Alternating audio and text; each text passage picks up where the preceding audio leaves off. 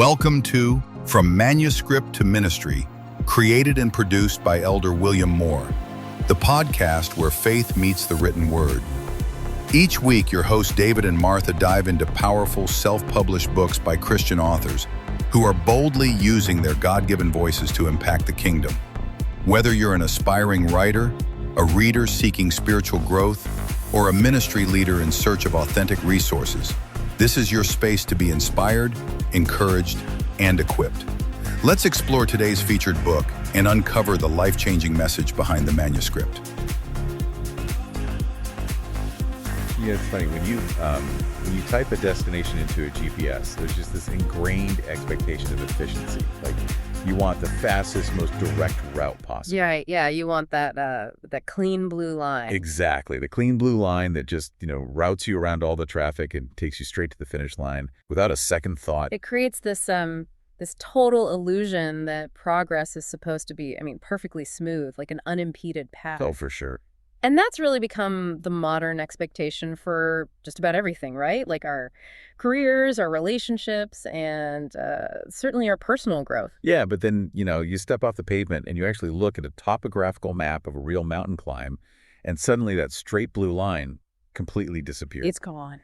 It's just a chaotic mess of switchbacks and jagged edges, deep valleys, and these massive unmovable boulders just blocking the way. Yeah, and our instinct is to view those boulders as mistakes. Right. We look at the map of our lives and we think, if I'm on the right path, why is this giant rock in my way? But the materials we're diving into today actually argue the exact opposite. Those boulders aren't blocking the path. They are the path. Which is, that's a remarkably difficult concept to internalize when you're the one actually trying to climb over the rock. Oh, absolutely. It's exhausting. Exactly. And that's really why we're going off the paved road today and into the terrain of real life for this deep dive. I love it. Welcome, everyone. We are exploring Season 2, Episode 59 of our source material, and we are focusing entirely on, quote, #27 from Elder William Moore's book. Such a good one. Yeah, it is. The book is From Ordinary to Extraordinary. 33 motivational quotes from Judges chapter 6, verse 12. And the featured quote today is this: embrace challenges as stepping stones to your ultimate triumph. It's a powerful statement. Okay, let's unpack this, because on the surface, that phrasing almost sounds like, a generic motivational poster you'd see in a corporate break room, right? Yeah, like the one with the mountain climber and the bold text. Exactly. But when you actually dig into Moore's analysis, he's not just doing cheap motivation. He's presenting a highly specific theological framework. Right. He's highlighting this universal human contradiction that we all live out every single day. You mean the contradiction of wanting the result without the process? Precisely. We all fervently pray for success, for spiritual growth, for influence, and for strength. But we actively try to avoid any form of difficulty. Exactly. We want the triumph, but we completely refuse the testing. And the author points out that if you look closely at the biblical texts he references, God consistently develops leaders through intense, prolonged seasons of testing. Way before he ushers them into seasons of triumph. Right. The testing is not an interruption of the plan. It is, the testing is the mechanism of the plan itself. That requires a massive paradigm shift right out of the gate. Huge shift. Because if you, listening right now, if you're in the middle of a struggle, maybe a career setback or financial instability or a health crisis, the default human question is always, why is this happening to me? Yeah, it's the most natural response in the world. Right. But our mission today, what Moore suggests, is that to actually survive the terrain, we have to completely rewire our brains to start asking, what is God teaching me through this challenge? And just changing that one question, it alters the entire psychological and spiritual landscape of how you experience hardship. How so? Well, asking, why is this happening to me, kind of frames you as a passive victim of just random, cruel circumstance. Well, that makes sense. It breeds bitterness. Exactly. It breeds a ton of bitterness. But asking, what is God teaching me, reframes the hardship completely. It makes you an active student in a divine curriculum. You start looking for the utility in the pain. Yes, utility is the perfect word. I really want to push on that idea of utility in the pain, though, because changing the question is step one, but the source material takes us to a foundational scriptural anchor that asks for something even more, extreme. It really does. Moore points directly to James chapter 1, verses 2 through 4. And this text instructs believers to, quote, Consider it pure joy, my brothers and sisters, whenever you face trials of many kinds, because you know that the testing of your faith produces perseverance. Let perseverance finish its work so that you may be mature and complete, not lacking anything. I mean, it is arguably one of the most counterintuitive passages in the entire New Testament. Yeah, I'm honestly struggling with the phrase pure joy here. A lot of people do. Because if someone is facing bankruptcy today or going through this devastating medical diagnosis, telling them to find pure joy in that feels, I don't know, incredibly disconnected from reality. It can sound very harsh. It almost borders on toxic positivity, right? How does the source reconcile that without sounding completely tone deaf to actual human suffering? That is such a crucial distinction to make, and Moore is actually very careful here. The text isn't advocating for emotional masochism. Yeah. James, the author of that epistle, he was writing to early Christians who were dispersed, impoverished, and literally facing severe persecution. So they were in the thick of it. Absolutely. He wasn't telling them to just, paste on a fake smile while they lost everything. That's toxic positivity. Right. The joy he's talking about is not an emotional reaction to pain. It is a cognitive, spiritual realization. Oh, so it's rooted in the knowing. Yes. Notice the verse explicitly says, because you know that the testing of your faith produces perseverance. Because you know. Right.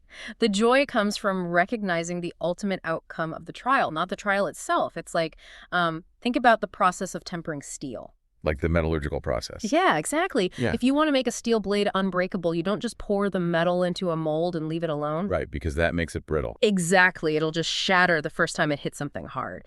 So to temper steel, a blacksmith has to subject it to extreme heat and then rapidly cool it. They quench it over and over again. Just shocking the metal. Right. The heat and that sudden shock of cold, it literally realigns the molecular structure of the metal. It burns out all the impurities and makes it incredibly resilient. So the trial is the forge. What's fascinating here is that when the text says the trial produces perseverance so that you may be mature and complete, it's describing that exact molecular realignment of your character. Oh, wow. Yeah. The superficial self-reliance just gets burned away. And if you cognitively know that the extreme heat of your current situation is the exact mechanism being used to make you unbreakable, You can find joy in it? yes, you find a deep, stabilizing joy in the process, even while the heat itself is incredibly uncomfortable. That makes a lot of sense. So it's like a grueling workout with a really tough coach. In the moment, your muscles are burning, it hurts, you're exhausted, but you find joy because you cognitively know this exact pain is building the strength you asked for. That is a brilliant analogy. The joy isn't, I'm so happy my muscles are tearing. Right. The joy is, I recognize that this tearing is turning me into an athlete. So the real takeaway for you listening here is that patience in a trial isn't just passively sitting in a waiting room, hoping your number gets called soon so the pain ends. No, not at all. It's active endurance. You are in the forge, you are actively engaging with the development and learning God is providing right in this exact moment. Active endurance is the perfect way to phrase it. It's that that spiritual muscle that keeps you standing on the stepping stone instead of just jumping off into despair when the tempering process takes way longer than your GPS mentality wants it to. Right, because we want it done yesterday. So let's translate this concept into the modern real-world struggles that Moore outlines in the book. Because high-level theology is great, but how does this apply to the specific grinding stress someone might be facing on, like a random Tuesday morning? The Tuesday morning realities are tough. They really are. The text specifically highlights everyday stepping stones, things like the crucible of capital, career setbacks, health struggles, family difficulties, ministry disappointments, rejection, and delayed dreams. All the heavy stuff. Yeah. So how does, for example, a bank account hitting zero function as a stepping stone? Well, the book breaks down the crucible of capital and career very practically. Let's look at financial hardship like you said. In our modern culture, financial lack is universally viewed as just a failure, like a dead-end roadblock. Oh, 100%. But Moore frames it through this biblical lens. Financial lack is actually an intense, immersive classroom for stewardship. Wait, how so? Because usually when you have no money, you feel like you have absolutely nothing to steward. Right, but that's the illusion. See, when you have an abundance of capital, it's very easy to just rely on your bank account for your sense of security and peace. That's true. You don't really have to exercise faith for your daily needs when your savings account is just overflowing. Yeah, you just swipe the card. Exactly. But when that resource dries up, it forces a total, complete dependence on God. It realigns your heart to recognize where your ultimate provision actually comes from. Oh, wow. It teaches you how to manage the little you have with extreme wisdom, which is actually the prerequisite for managing abundance later. So the financial lack is the heat that tempers your reliance on material wealth. That completely flips the script on how we view a tight budget. It really does. What about career setbacks, though? The book talks about rejection and delayed dreams. If someone, gets passed over for a major promotion or their business fails, how is that failure a stepping stone? Because tenacity and resilience are not traits you can acquire through just listening to a deep dive or reading a book. Fair point. You don't build tenacity before a struggle. Tenacity is only forged during the struggle. When you face a crushing professional rejection, the natural instinct is just to quit, right? Throw in the towel. But the act of waking up the next day, absorbing that rejection, and consciously choosing to continue trusting God's plan, that is the literal mechanism that builds godly character. It's the quenching process in the steel analogy, the shock of the cold rejection. Exactly. It tempers you. And the sources bring in another crucial scriptural anchor here to solidify this. Psalm chapter 34, verse 19. Okay, what does that one say? It states, "The righteous person may have many troubles, but the Lord delivers him from them all." Here's where it gets really interesting, because the distinction there is fascinating. The verse doesn't promise a life free from trouble. No, it doesn't. It explicitly guarantees many troubles for the righteous person. But the promise is deliverance through them. Yes. That is the core theological tension Moore is exploring. Deliverance through, not deliverance from. Because think about it. If God delivered you from every trouble before it ever even touched you, you would never step into the forge. You'd remain brittle steel. Exactly. You would never build that molecular strength. The obstacle itself is God's training ground for your future influence. That makes perfect sense. Because if you are going to be entrusted with a platform or a leadership role, or honestly, even just the responsibility of guiding a family, your character has to be able to sustain the weight of that responsibility. Which means the stepping stone of failure is the exact place where that character gets stress tested. Precisely. Think of a bridge. A bridge has to be stress tested with heavy weights before you let everyday traffic drive over it. You have to know it won't collapse. Right. Life's trials are the weights testing your character to ensure you won't collapse when the real traffic of success and influence eventually arrives. Okay, to prove that this isn't just, some 21st century coping mechanism for having a bad day at work, the deep dive transitions into the historical biblical blueprints that Moore uses to back up, quote, #27. Yes, the historical evidence is massive. It really is. This pattern of testing before triumph is woven into the very DNA of Scripture. It provides this massive amount of historical proof that a setback absolutely does not define a believer's future. Not at all. And the book looks at Joseph as the prime example of this. Oh, Joseph's life is perhaps the most exhaustive case study of this concept in antiquity. I mean, it is a masterclass in the stepping stone theology. Let's trace the terrain of his life then. Okay, so he's a young man who receives literal prophetic dreams of leadership and influence from God. He is literally shown the destination on the map. He sees the ultimate triumph. He sees his brothers bowing down to him. He sees the triumph, but immediately after receiving those dreams, he experiences this sequence of horrific escalating trials. Right, his brothers turn on him. Violently betrayed by his own brothers, they throw him into a pit.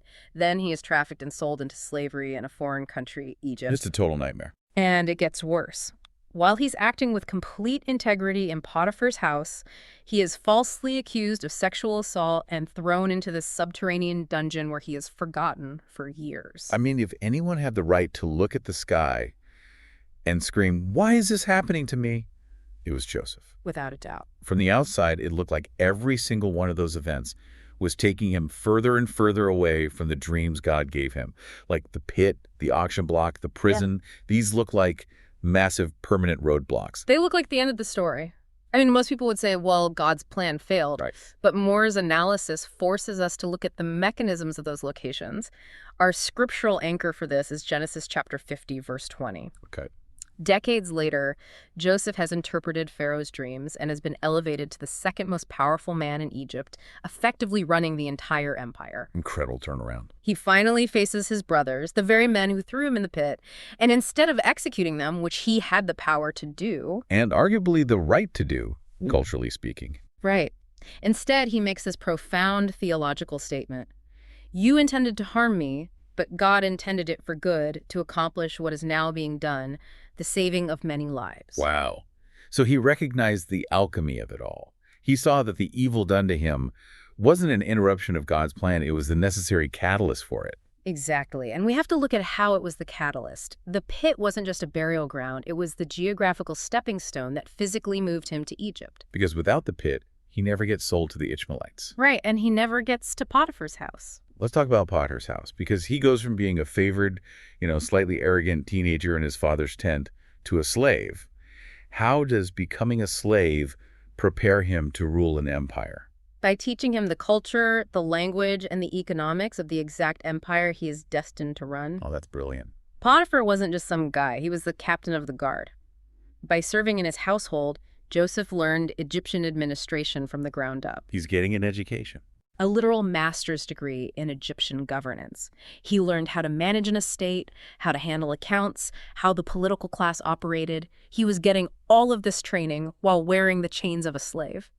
So the slavery was a stepping stone, but then he gets falsely accused by Potiphar's wife and thrown into prison. Yeah. That seems like a massive regression. He was doing the right thing, managing the estate perfectly, and he gets punished for his integrity. The psychological toll of that injustice has to be just devastating.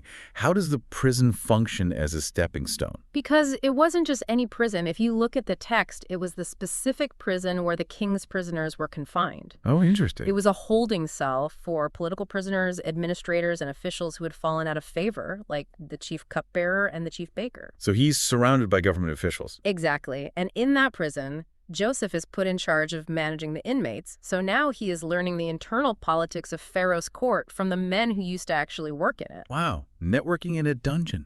Yes. He is developing administrative patience in a high-stress, zero-resource environment. It's the tempering of the steel again. Yeah. Because the arrogant teenager who flaunted his coat of many colors to his brothers absolutely did not possess the psychological maturity or the administrative capacity to manage a global famine. He would have failed completely. He couldn't have saved the known world back then. No. If you remove the painful stepping stones of slavery and false imprisonment, you completely remove the curriculum that built his capacity. The man who endured the prison was the only man capable of ruling Egypt. The obstacle was the preparation. Yes. Man, that's powerful.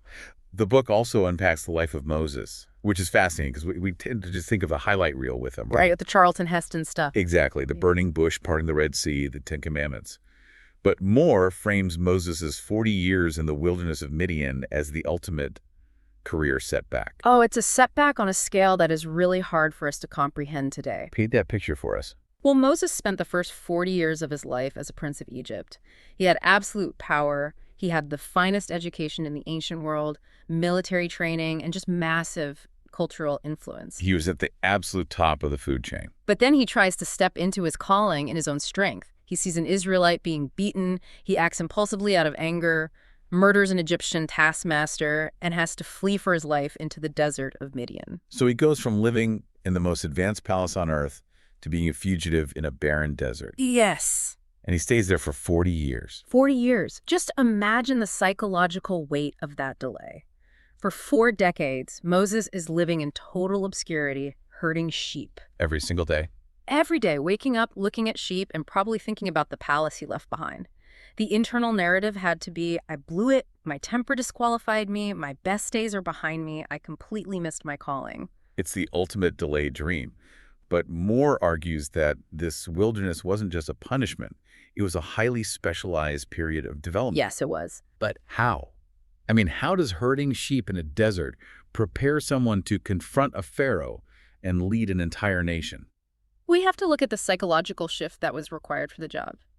The Egyptian palace taught Moses how to be a commander. It taught him top-down dictatorial authority. Right, it's the way pharaohs rule. But God didn't need an Egyptian commander for the Exodus. He needed a shepherd. Oh, because you can't command 1 million terrified, newly freed slaves the same way you command an organized military. Exactly. If Moses had tried to lead the Israelites with the mindset of an Egyptian prince, he would have destroyed them the moment they rebelled in the wilderness. He would have just executed them. Because that's what a prince of Egypt does to rebels. Right.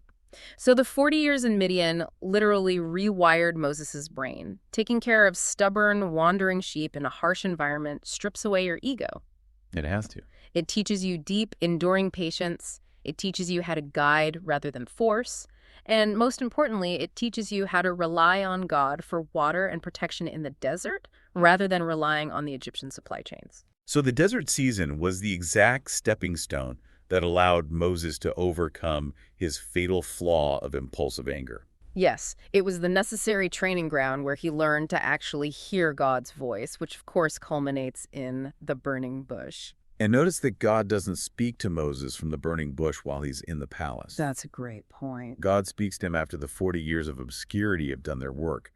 The wilderness was the absolute prerequisite for the triumph. If we connect this to the bigger picture, it brings us directly to the foundational text of Moore's entire book. Yes, Judges chapter 6, verse 12, the story of Gideon. Exactly. Moore uses this as the ultimate anchor for, quote, #27. Let's paint the historical and psychological picture for the listener here. So the nation of Israel is experiencing terrifying oppression from the Midianites. It's a really dark time. Extremely dark. It's an agrarian society, and the Midianites are sweeping in like locusts every harvest season, destroying the crops, stealing the livestock, and completely ruining the economy. And they're systematically starving Israel. Right. The Israelites are literally starving and living in caves out of pure fear. And where is Gideon when the story introduces him? He is hiding in a wine press, trying to secretly thresh a small amount of wheat. Which, agriculturally speaking, makes absolutely no sense, right? Not at all. Because you thresh wheat on a high, open threshing floor so the wind can blow away the chaff. But a wine press is a sunken pit in the ground. Right. He is threshing wheat in a literal hole in the ground because he is absolutely terrified that the enemy will see him and steal his food. He is at rock bottom. He is isolated, oppressed, and completely consumed by fear. His environment is a total disaster. And it is in that exact desperate environment that the angel of the Lord appears to him.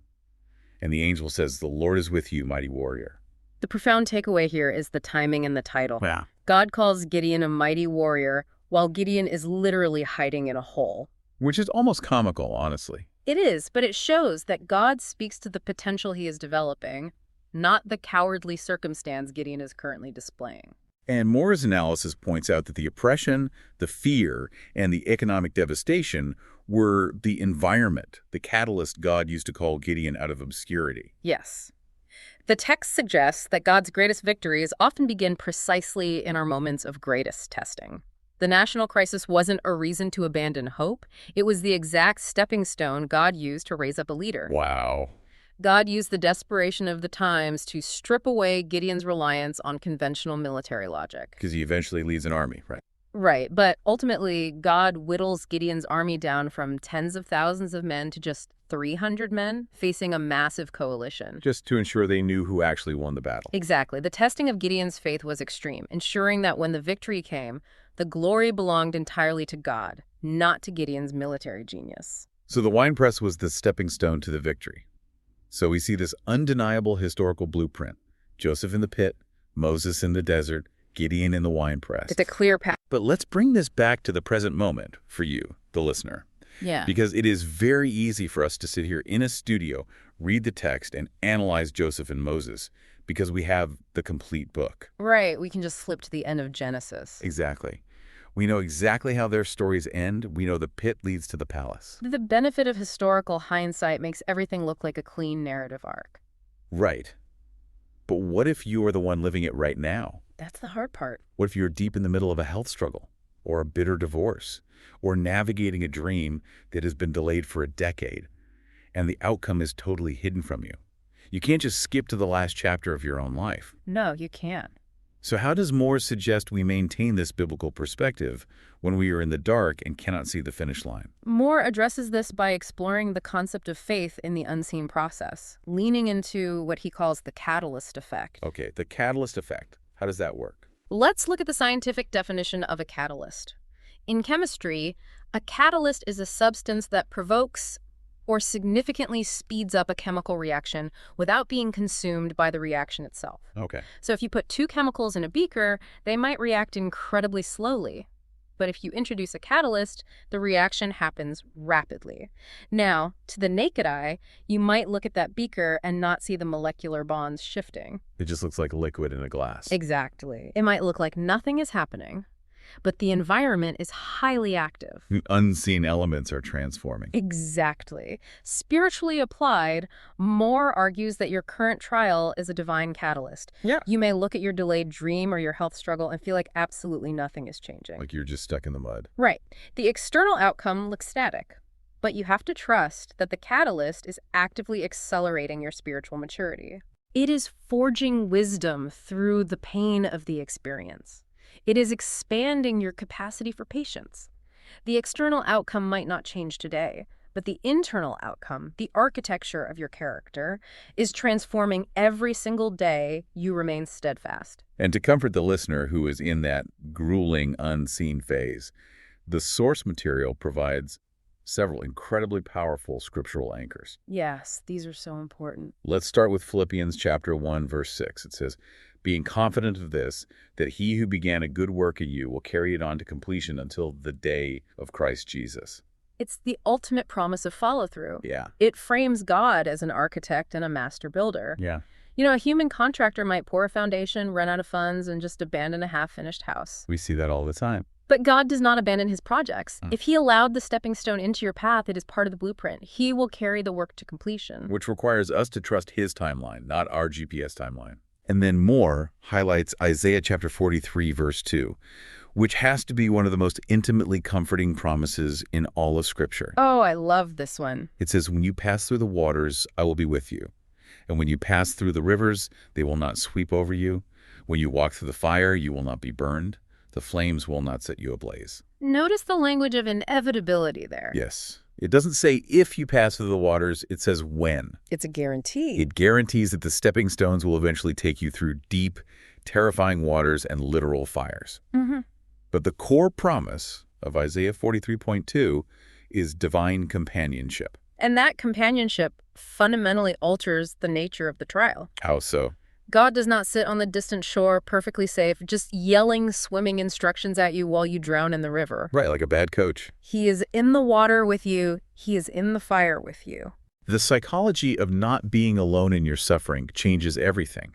It's the difference between being lost in a dark forest by yourself versus walking through a dark forest with an expert guide who knows the exact way out. That's a great way to put it. The forest is still dark, but the panic is gone because you trust the guide.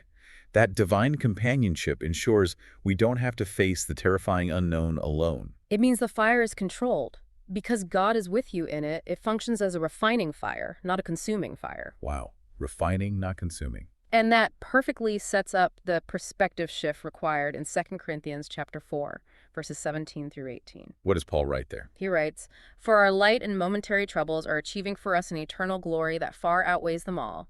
So we fix our eyes not on what is seen, but on what is unseen, since what is seen is temporary, but what is unseen is eternal." The audacity of Paul calling his troubles light and momentary is stunning. It really is, considering his life. I mean, this is a man who is repeatedly shipwrecked, beaten within an inch of his life, stoned and imprisoned in dungeons, and he calls it light and momentary. But he isn't minimizing his trauma. Okay. He is contextualizing it. He is putting his earthly suffering on one side of a cosmic scale and the eternal glory that suffering is producing on the other side. And the glory is heavier. He concludes that the glory is exponentially heavier. The temporary trouble isn't just something to survive. It is actively achieving or producing the eternal glory. It goes right back to the tempering steel analogy we talked about. Exactly. The extreme heat of the forge is light and momentary compared to the unbreakable strength of the blade that lasts for generations. The pain is actively producing the muscle. When you synthesize all these threads, the quote from Elder Moore, the reality of modern financial and career trials, the historical blueprints of Joseph and Moses, and the science of the unseen catalyst, it all funnels into one ultimate foundational theological promise. So what does this all mean? How do we tie a bow on this? Yeah. How can we guarantee the person listening right now that their specific, exhausting frustration isn't just pointless, random suffering? Moore anchors the entire premise of, quote, #27 to Romans chapter 8, verse 28. The big one. The big one. And we know that in all things, God works for the good of those who love him, who have been called according to his purpose. The expansiveness of those two words. All things. It is a totally inclusive legal and theological guarantee.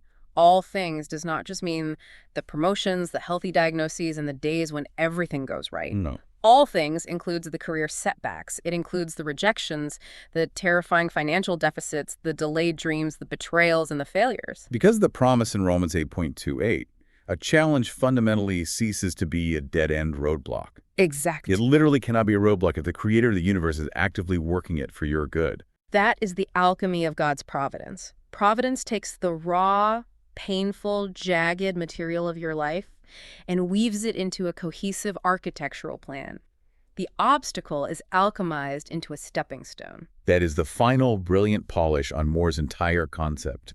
When you finally surrender your challenges to God, when you stop fighting the terrain, stop resenting the boulders, and stop asking, why me? They become fully integrated into his greater purpose. They have to be surrendered, though. Right. The stepping stone doesn't just build your character for the sake of making you a stoic person. Right. It actively prepares you. Yes. It expands your emotional and spiritual capacity so that you are actually able to sustain and handle the lasting victory God has in store for you. Because a victory given too early without the tempered character to support it will honestly crush you under its own weight. It'll destroy you. The stepping stones ensure you are structurally sound enough to carry the triumph. It really highlights the ultimate grace of God's timing, doesn't it? It really does. He loves us too much to give us the keys to the palace before we've learned the critical, life-saving lessons of the pit. That's a beautiful way to say it. So let's distill the key takeaway for you today. Challenges are not roadblocks. They are stepping stones. Amen to that. Every single trial, delay, and disappointment you face has the profound potential to strengthen your faith, deepen your character, and explicitly prepare you for the purpose God has already planned for your life. Just like the historical blueprints. Exactly. Remember Joseph's prison. Remember Moses' desert. Remember Gideon's winepress. Your greatest victory often begins right in the middle of your greatest test. And to make this deeply practical, Moore encourages the reader to engage in active reflection. I think that's super important. I want to encourage you to take a moment today and ask yourself these specific questions. What challenge am I facing today? How might God be using this situation to prepare me? What lesson can I learn instead of becoming discouraged? It's a tough one, but necessary. Am I trusting God's process even when I cannot see the outcome? And finally, how can I respond in faith instead of frustration? Those are heavy, transformative questions to sit with. They force you to look at the boulder in your path and see it as a tool rather than a tragedy. And I want to leave you with one final provocative thought to mull over long after this deep dive ends. What's that? What if the very obstacle you are begging God to remove is actually the exact stepping stone He intentionally installed to answer your prayers for spiritual growth and influence? Wow. What if the roadblock is the answered prayer? Exactly. That completely flips the topographical map upside down. Yeah. It means the boulders on the path aren't mistakes. They are the path. They are the path. If this deep dive encouraged you today, we invite you to like, subscribe, and share this with someone in your life who really needs encouragement during a difficult season. We all know someone who needs to hear this. We all know someone staring down a massive boulder right now who needs to know it's actually a stepping stone. And we want to hear from you. Please comment below. What challenge has God used to make you stronger? I can't wait to read those. Share your testimony. You never know who it might inspire.